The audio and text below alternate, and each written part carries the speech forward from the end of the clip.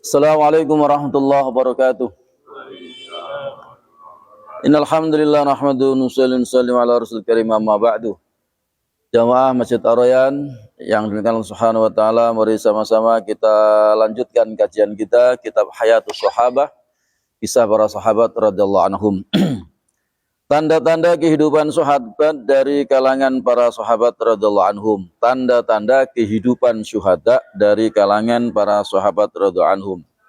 Kisah para sahabat, kisah para syuhada Uhud radhiyallahu anhum. Al-Hakim meriwayatkan sanadnya dari Abu Nadrah dari Jabir bin Abdullah radhiyallahu anhuma, ia berkata, pada malam hari menjelang terjadinya perang Uhud, aku dipanggil oleh ayahku. Lalu ia berkata, sepertinya aku akan terbunuh paling dahulu di antara para sahabat Nabi SAW. Demi Allah, aku tidak meninggalkan seorang pun yang lebih berharga bagiku daripada kamu selain Rasulullah SAW. Sedangkan aku masih menanggung utang, maka lunasilah utangku dan jagalah hubungan baik dengan saudara-saudaramu. Lanjut Jabir, lalu pada keesokan harinya setelah terjadi peperangan di Bukit Uhud, ayahku menjadi orang yang pertama kali gugur syahid. Aku pun memakamnya bersama satu jenazah lainnya dalam satu liang kubur. Namun di kemudian hari hatiku merasa tidak lega membiarkan jenazah ayahku dalam satu liang kubur bersama yang lain. Maka aku mengeluarkannya untuk dipindahkan ke dalam liang lainnya. Setelah 6 bulan, ternyata keadaan masih utuh seperti ketika aku meletakkannya di dalam liang kubur, kecuali telinganya.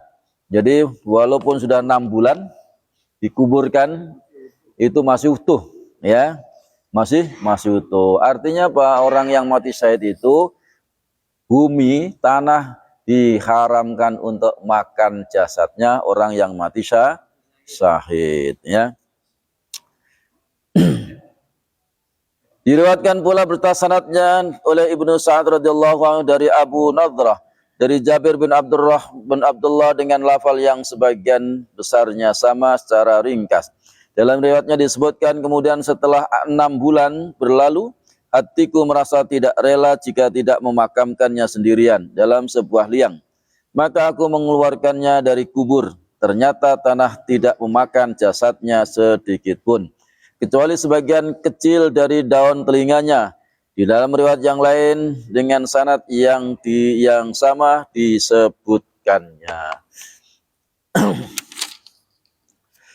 Menurut riwayat Ahmad dalam sebuah hadis yang panjang dari Jabir radhiyallahu anhu disebutkan bahwa ia berkata, pada masa Khalifah Muawiyah bin Abu Sufyan radhiyallahu anhu, seorang laki-laki datang kepadaku lalu berkata, wahai Jabir bin Abdullah, demi Allah, sungguh para pekerja Muawiyah yang membuat saluran air di dekat makam syuhada Uhud setelah menyebabkan makam ayahmu terbongkar dan sebagian jasadnya terlihat. Lalu aku datang di tempat tersebut. Aku mendapati jenazahnya masih utuh seperti ketika aku menguburkannya. Masya Allah, ya. Jadi di Uhud itu ada 70 ya pahlawan yang syahid di dalam perang Uhud itu. Ketika ini masih sudah berapa tahun, belum lama. Artinya itu ketika ada banjir di Uhud itu ternyata karena kena banjir kan, akhirnya apa? Akhirnya jasadnya Hamzah itu masih utuh, kainnya masih utuh, udah berpuluh-puluh tahun. Masya Allah, itu adalah orang yang syahid.